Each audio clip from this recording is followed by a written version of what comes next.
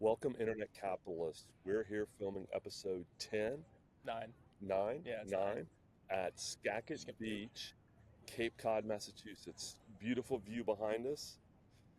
Currently, it is high tide, but by the time the show's over, you'll probably see some beach behind us. Ben, how have you been doing? Pretty good. Happy to be here. It's a nice place to kind of relax, do some work, and I wrote buy Bitcoin with a Bitcoin symbol on the beach, but sadly the high tide washed it away. So I'm not sure how many people saw that. Yeah, that was rough. Right, high Yeah, tide came in, Bitcoin gone. just trying to advertise. That's good. I That's think we need good. more of that. Yeah, we got a big show today. All the normal segments. Mhm.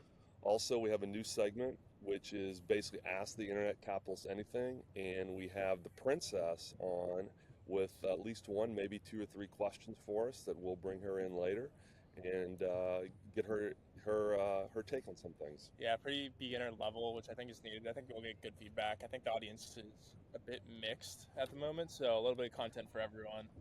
Yeah, yeah, and also this is the first episode we've had a studio audience here with us. We have at least three people I can see right now that are in the studio watching. So never know how this will go. Yep.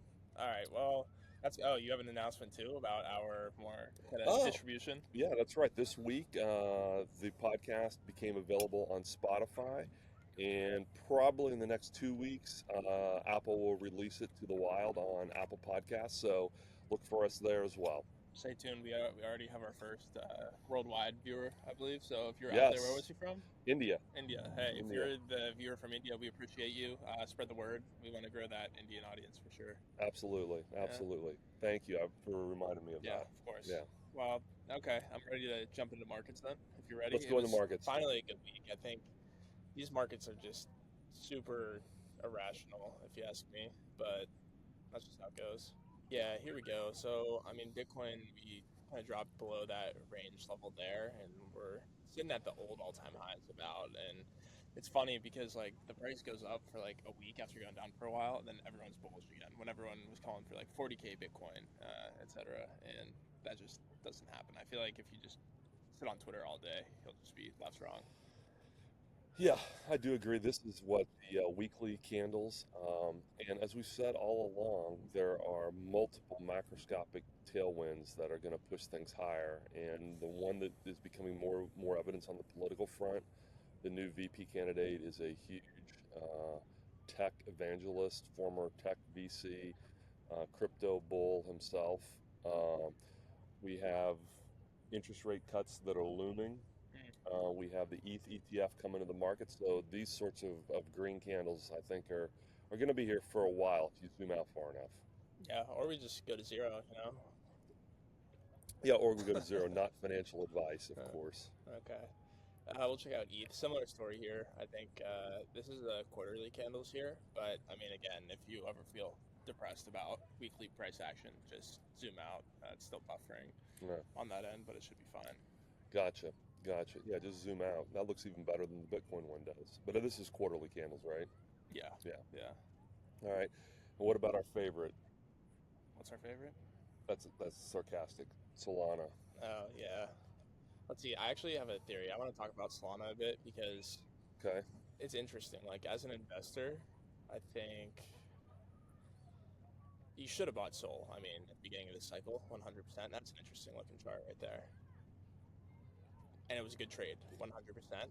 And I think currently it's kind of serving this interesting place because at the beginning of the cycle, everyone was like, why do you need ETH? Like, you have this barbell strategy of Bitcoin, like the super decentralized store value asset, and you have like just this very fast uh, platform that's Solana for gambling. Basically, these meme coins, it's faster, it's more performant, and these are the use cases that crypto has, anyways. It's like Ethereum kind of sat in the middle, has a slower, more fragmented alternative, and we weren't getting adoption in terms of the institutional use case, like tokenization stuff, which we are seeing now. So people were like, why do we need Ethereum? You just go barbell approach.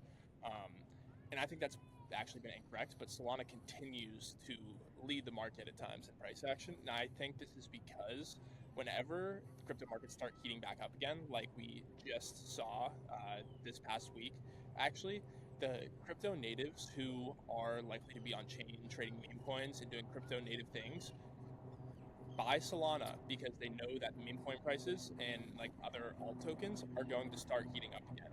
So So they'll buy Solana first to front run the action because they'll get on Solana. You need Solana to buy these meme coins to participate on the chain, and that's why it's kind of front running. So that's why I think we're seeing the action we are, and it's interesting to see if this will like continue into this bull market.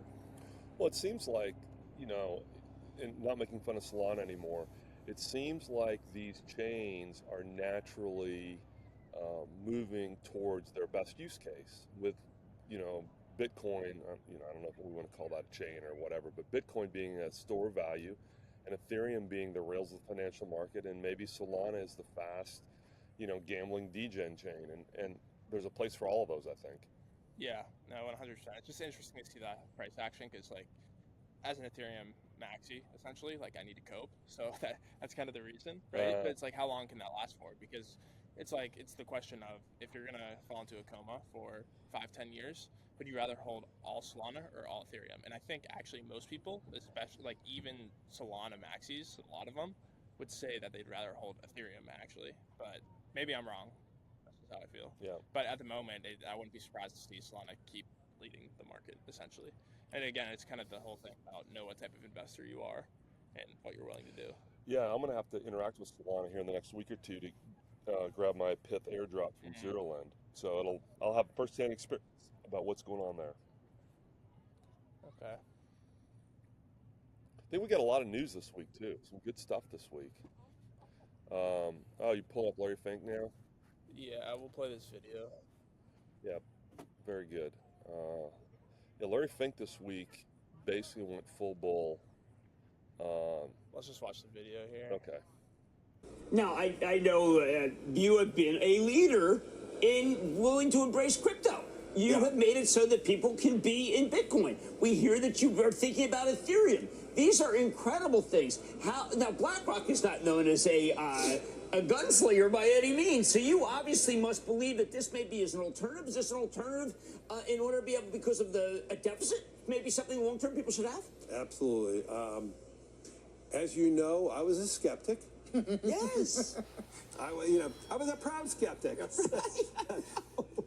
And I studied it, learned about it, and I came away saying, okay, my opinion 5 years ago was wrong. Here's my opinion today. This is what I believe in today. I believe the opportunity today. I believe Bitcoin is legitimate.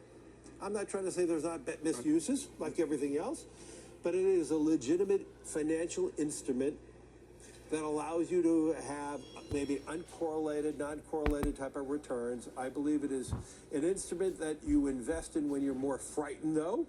It is an instrument when you believe that countries are debasing their currency, debasing their currency by excess deficits, and some countries are.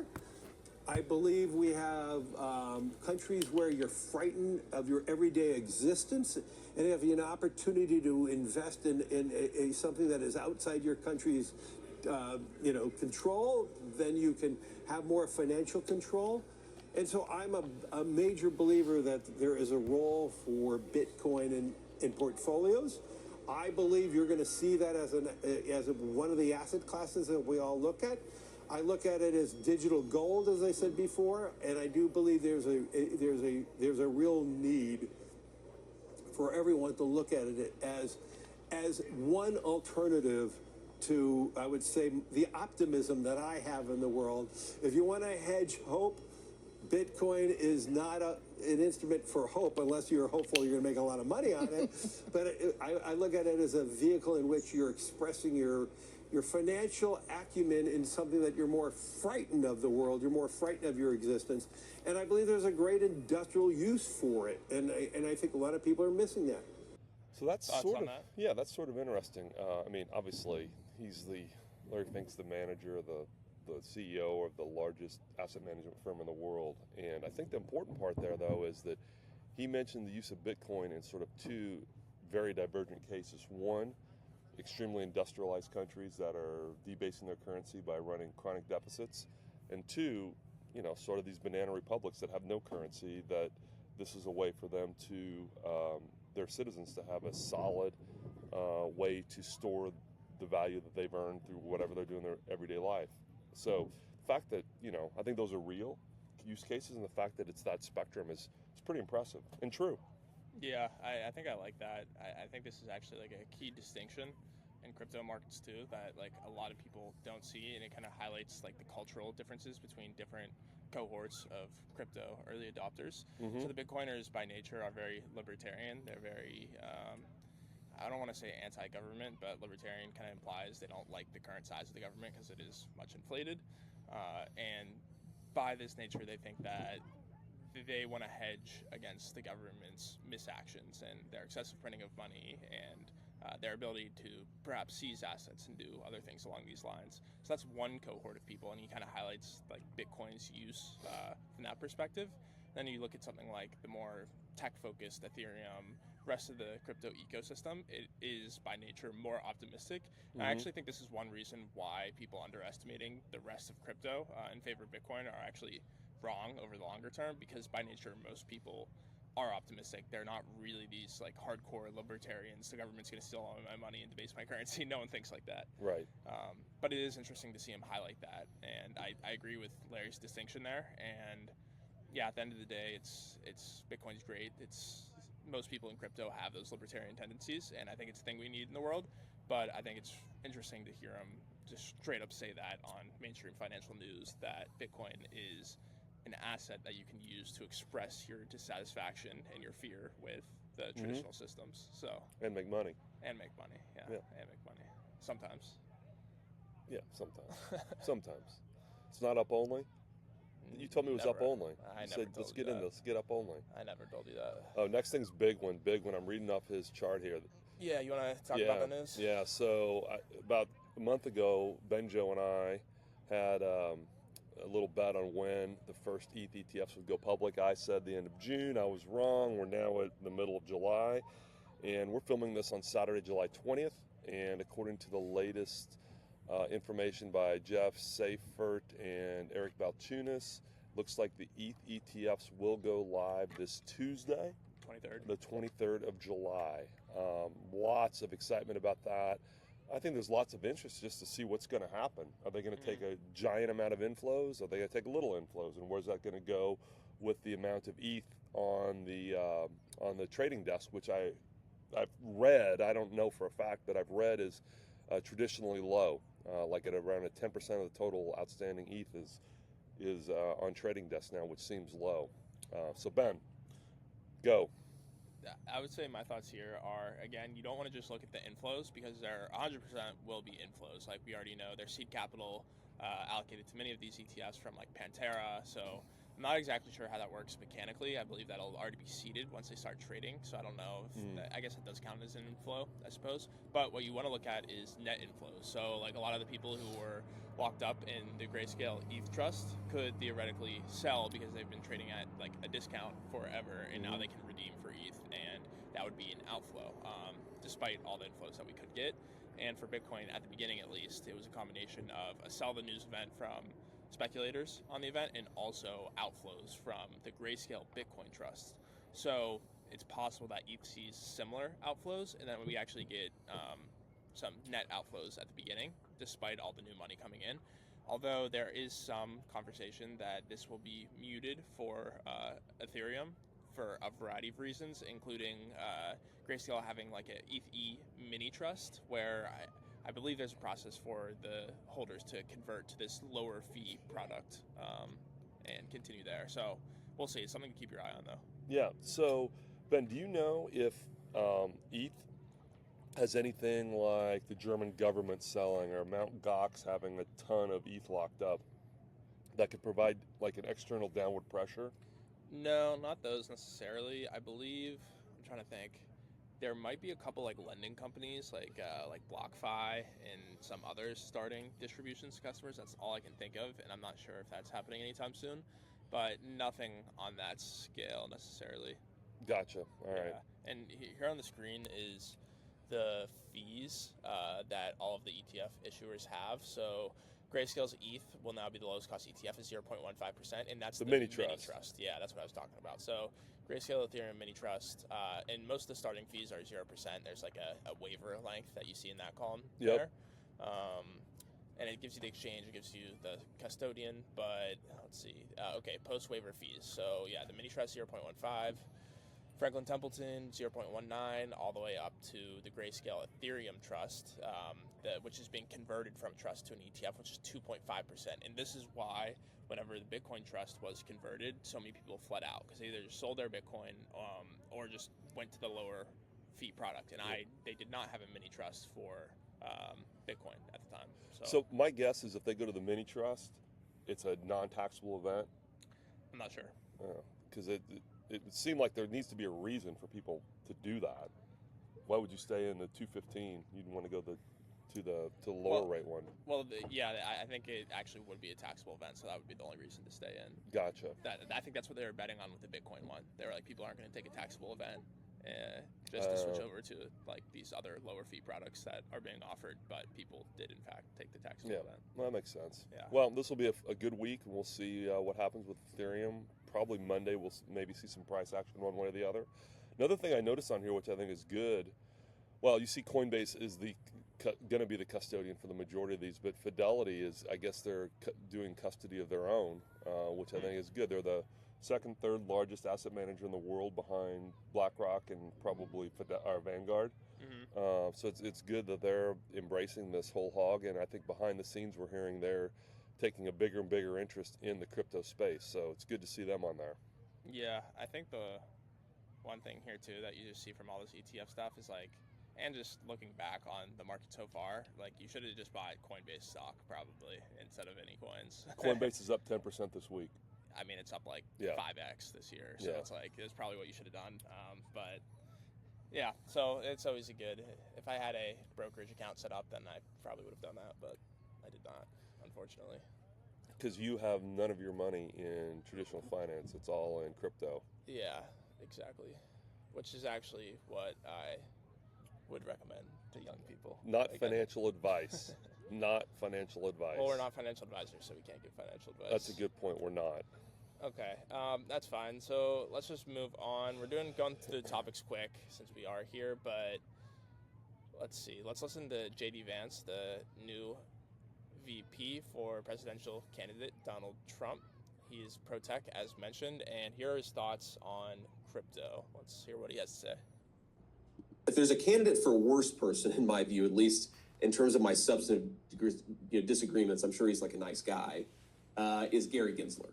Okay, so Gary Gensler is sort of the complete opposite of my view. And there are two problems that I have with Gary, one of which is that I think he wants to inject politics way too much into the actual business of securities in the United States of America. But in some ways, the more fundamental issue, or at least the most relevant issue for this particular conference is the approach that Gary has taken to regulating blockchain and crypto seems to be almost the exact opposite of what it should be.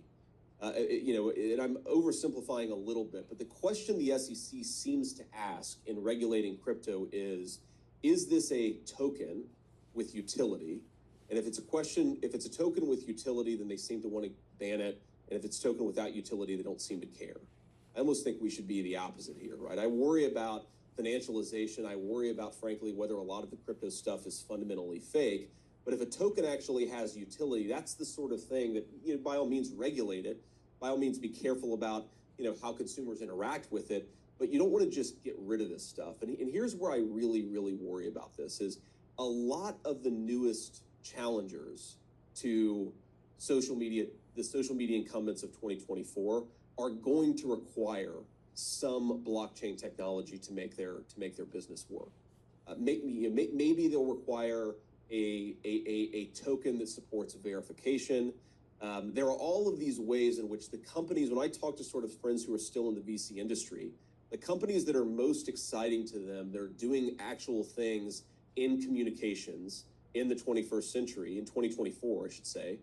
Those companies very often rely on high utility tokens to do things like verification. Well, if we're not making it possible to do verification, then we're going to make it really hard to challenge the existing incumbents in the space. That seems like a very well-placed take by an educated person on the need to keep regulation to a minimum on crypto, at least now, and not overstep boundaries. Yeah, no, 100%. I think this clip just goes to show that he has very nuanced take on it, and he's actually pretty deep in the weeds. Because I think like even a lot of crypto people like aren't aware that we're building social networks. That there's other applications of crypto other than just like gambling on coins, which a lot of people do. So it shows that he's very well versed in the space. He understands that the approach that Gary Gensler's taking, and maybe this approach to regulation more broadly across other industries, which I tend to agree with, is kind of enforcement action first approach is not effective, especially in the technology space. So it's just good to see that. Absolutely, absolutely. And we'll see where that lands. I mean, this is all sort of campaign time and making promises that they can or cannot keep. So we'll see what happens if elected, and if they, really do anything with this sort of deregulation, at least temporarily, of the crypto markets until more information is abound. Yeah, I think a key point there is too, like, if there is a legitimate project trying to do something with a token, something interesting, and they need to issue it at the beginning, Mm-hmm. like the supply is very concentrated. It's this labs team putting the token out there, distributing it, and there's utility at the beginning, and then they just squash that down immediately. That's wrong. But Right. if then you just issue some like random meme coin and then someone rugs it, and then that's way easier to do. That's completely illegitimate, and those are often just ignored, while the people actually trying to build things are Punished. Yeah, they're stifled, they're punished in all of this, and Yeah. I think that's a fundamental problem. Like not only in crypto, but also like in other industries too. And hopefully, if Vance gets in there, he's very pro tech generally. That he will kind of let business, American dynamism return. Yeah, well, I mean, I think just take another example, a contemporary example is AI. There's no preemptive regulation on AI at the federal level. I mean, that would be seen as crazy to do that and stifle innovation that the U.S. clearly leads on. And crypto is the same thing, except it's a political hot button for some strange reason, I guess because money's involved. And it makes no sense to stifle that technology either of crypto. That's the history and the legacy of innovation in the U.S. I actually just read an article this week saying a couple, I think it was Mark Andreessen and Ben Horowitz actually from A16Z, large VCs in the crypto space and elsewhere, but they invest in a lot of AI companies as well, and they were actually in DC talking with the Biden administration and some other officials, and effectively the message they received was that if the White House in Washington sees AI or like a branch of math going in a direction they don't like, then they can just classify it and shut it down.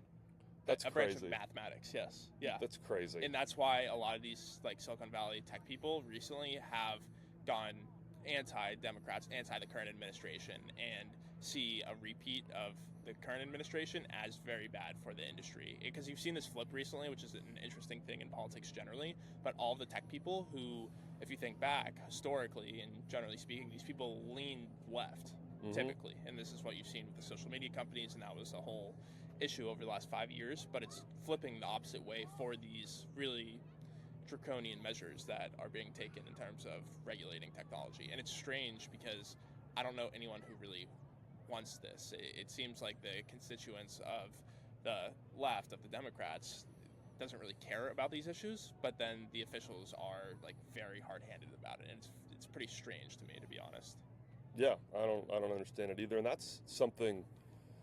This deep involvement in politics is something that's incredibly new in my lifetime. I mean, this is literally the last year and a half this has happened, where people take a big interest in it. And, maybe people say, well, this is the first time that, it has the opportunity to destroy civilization. Well, that's patently false. In the 40s and 50s, there were issues with nuclear technology, and this sort of thing didn't happen then. And that clearly was just as close as now. So it's just as strange, and I think it's a losing platform. I mean, whether you're left or right or middle, it's a losing platform to be anti-technology. What is that, the Luddite platform? Yeah, Something I guess like that? so. It's crazy. It's also interesting, like I think it's actually like a fallacy, a flaw in the thinking of these people. It's almost like arrogant that they think that they can just know the correct way to shape the industry, shape the market, to make it less harmful. Like, what makes them think that they're able to do Right. that? It's like historically, whenever we've let free market forces reign, and of course there's issue with markets. There's It's messy. there's It's dirty. externalities, Yeah. like we don't take into account like the impact on the environment, so there needs to be some regulation. All that is true, but historically the best outcomes occur whenever you let the markets do their thing. And just thinking that you can create these rules, create these laws, and it's going to fix everything is just a weird thing to believe, especially when you're not actually building anything or like a subject matter in that Right. field. So That's what gets me. Background in science and technology. These people are not subject matter experts, and I'm pretty sure there aren't many subject matter experts in any government around the world. So how would they know how the best way to do this, and how would they know these outcomes when literally this is the first of its kind technology that spans the globe? So anyway, I think this is just a part of the learning curve, and I think time will tell, and in the fashion of innovation, there'll be some mistakes, but there'll be much more good, and we'll move forward. yeah, 100%. It'll be interesting to see. It seems like technology is becoming more and more adversarial or even just intertwined with politics as time moves on. Maybe that's because of the internet, maybe who knows why, but it just seems to be very central to current day technology industry. So we'll see how it shakes out, and regardless, it impacts us, so you need to talk about it. Yeah, So exactly. yeah, but that's Hey. all we had on the JD Vance Yeah. crypto VP politics state. Let's change things up and let's go to the princess now with her questions from the field. And princess, what's your first question? Why should I own crypto? Why she should own crypto? Yeah, I would say for a variety of reasons. One is because it's one of the fastest growing industries over the last decade. And as a young person, you want to over index on fast growing tech industries. Of course, there's going to be more volatility here, especially if you're highly concentrated in a few different assets, but you have a long time. So you can endure those drawdowns in, let's say, the coin prices or like tech stocks. So for one, your risk tolerance is higher. Crypto's high growth, high volatility space, so it just fits from that perspective. Two would be that, and this gets a little bit more philosophical, and like you have to understand economics a bit more, but as Larry Fink was saying, there's all these sovereign governments printing this fiat money, and this is what we denominate it in, this is what we spend, this is what we go to the grocery store to buy. And as they print more of that and inflation occurs, you need to own things that benefit from that. So it's like these fixed supply and utility assets, and crypto assets kind of merge the best qualities. So like the monetary policy for Bitcoin, for example, is fixed supply. So there's only 21 million Bitcoin. They print more dollars. So if the denominator is bigger, the price of Bitcoin's going to go up. And same thing for Ethereum. The monetary policy is a bit more complex, but it's the same deal. And then also it benefits from these technology tailwinds of people building literally the future of the internet, the future of the financial system on this platform. So those tailwinds together kind of combine to make it a very large opportunity as a young person. So that's what I would say. Okay, all right. You have a follow-up? All right, go ahead. What percentage of my portfolio should I allocate to crypto? All right, so you're into that? I like that. I like that, Svesti. I like that, little princess. But you want to know how much? How much should you own? I think you and I might have a different opinion on that. I will say, as an older person, that I would recommend older people not have more of their portfolio than they can risk to lose in it. As a younger person, it might be different. Yeah, so it really depends if like what your situation is, right? And how big your portfolio is actually and what your monthly expenses are. So like always and like all things, it's very specific to the individual.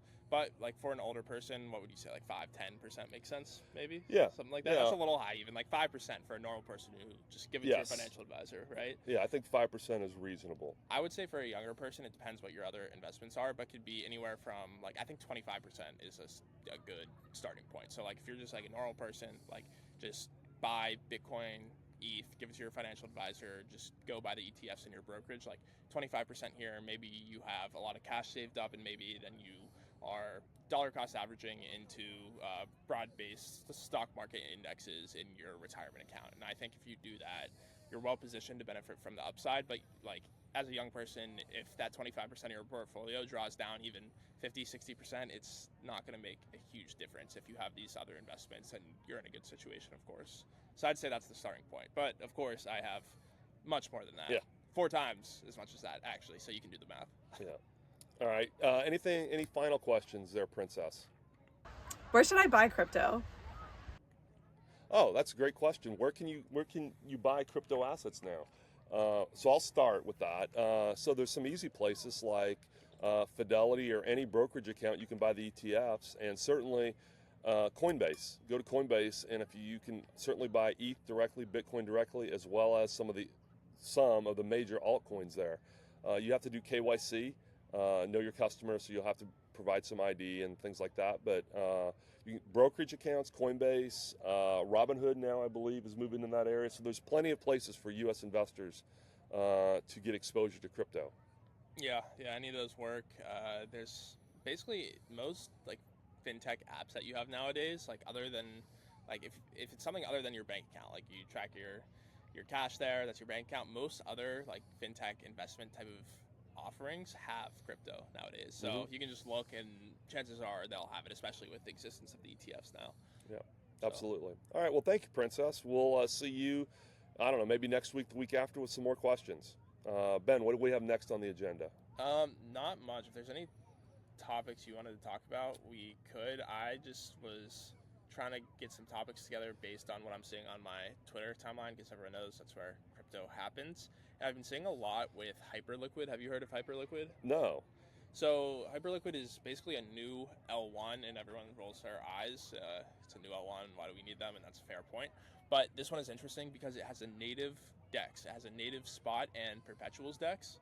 So it has very good economics for that, very good deep liquidity, wide variety of assets, and there's an EVM bridge. So I think you can bridge from Arbitrum, maybe Ethereum also, directly over to Hyperliquid, and it's been getting a lot of traction. I haven't tried trading there yet, but it's a very strong team. I believe they're like Exchange Street, market making in the traditional land people. So they're very technical, are building a great product, and that's something I would check out.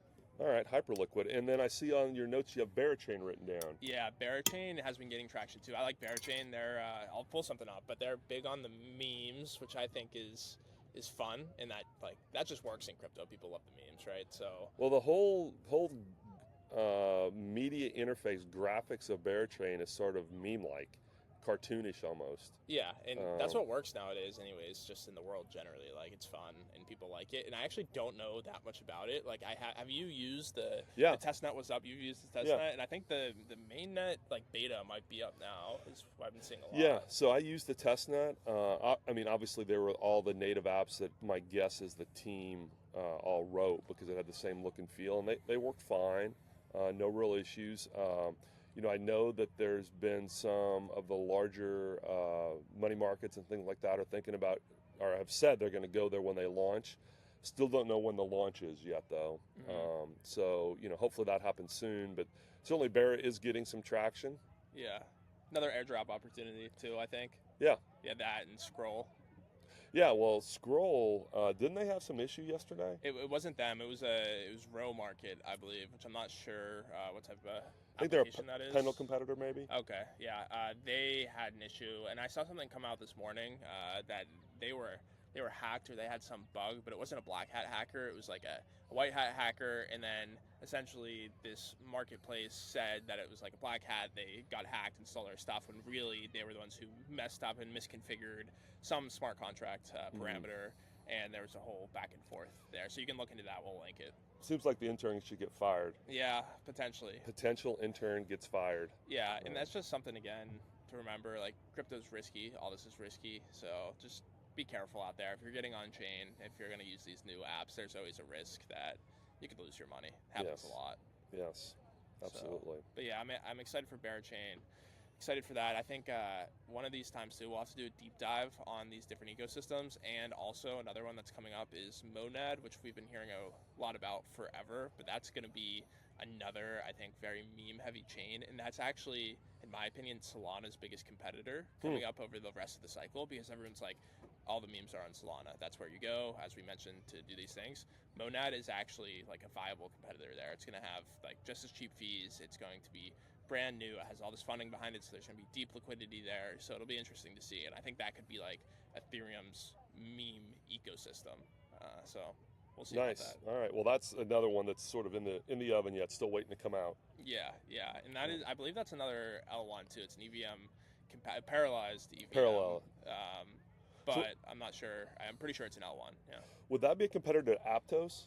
Yeah, I would. Okay. And a few others. Just basically any EVM. I don't think Aptos is EVM compatible actually. So yeah, there's some other projects which it could be competitive with, and this is again a very up and coming and kind of high mind share crypto Twitter narrative, which Yes. hasn't fully played out yet. But like everything, it's gonna have its cycles. Like real world assets, AI crypto, they just come in cycles, and this is one that I think will play out in probably the fall as we heat back up. So one to keep your eye on. We could do some deep dives there. Yeah, this fall that'd be good when they finally launch. Yeah, maybe do maybe some we stuff with them. Yeah, talk to Bearchain. Talk to us. We'd love to have you. We like your memes. Yes, absolutely. Hit us up. We'll interview you. So speaking of that, we still can't announce it yet, but we got some cool stuff coming up that we're doing outside of the podcast. Did want to mention though, again, we have a newsletter that Benjo puts together every week that's on Beehive called Internet Capital, so it's easy to find. On that, we do deep dives into some stuff we can't do on the show. Talking about stuff is just hard, so there's some things that I think last week was about DAI. Is that right? Yeah, last week so what we do is we cover a protocol every week. Yeah. So you'll just get an introduction and an overview of a crypto protocol that I'm using that a lot of people use, so that you can get up to speed on how to use it. We'll do that. We'll cover markets, kind of share some takes there from some prominent analysts. We'll do a story of the week, something that's big. This week's going to be the Ethereum ETF. I'll kind of go deep dive on that so you have all the information you need. And then another one is a trade idea. So this week we're talking about kind of the ETF carry trade. So basically this is buying the spot Bitcoin or spot ETH ETF, selling the futures, and then you kind of capture the premium between those two. So I explain how a kind of technical trade idea works, and this might be for the more intermediate to advanced crypto user. If you're That sounds interesting to me. Yeah, if you're used to investing, even in traditional finance, and you just want to get more into crypto, it's very good for you. It's like meant to onboard you and get you up to speed with crypto narratives, crypto technology, and get your skills up to the point where you feel comfortable using the chain, investing in crypto, and doing all of that. So yeah, that's my pitch, and I think it's pretty good. So check it out. Yeah, and we'll make sure we put a link on our Internet Capital Twitter profile as well to the Beehive newsletter. So lots of good stuff going on. Is that a wrap for today's show? We have anything else? No, yeah, that was it. We were traveling here, so we just kind of put some stuff together. And yeah, that's all I had. I'm trying to think of what else happened this week. I really feel like it was just like the big things were very political focused for a variety of obvious reasons, and then people are turning bullish again because prices are recovering. So prices go up, people are bullish again. So those are the big takeaways from this week, other than what we said. Yeah. So next week, we're going to be shooting from deep in the heart of Texas, the home of the Texas Stock Exchange, Austin, Texas. Horns up, baby. We're going to be down there shooting on Lake Travis, so we will see you there, and we expect to have a lot of news about the ETH ETF and all the other goings-on in crypto. So, Internet Capitalists, great to see you, and we'll see you next week. This is the Grand Tonto. Benjo. And over and out.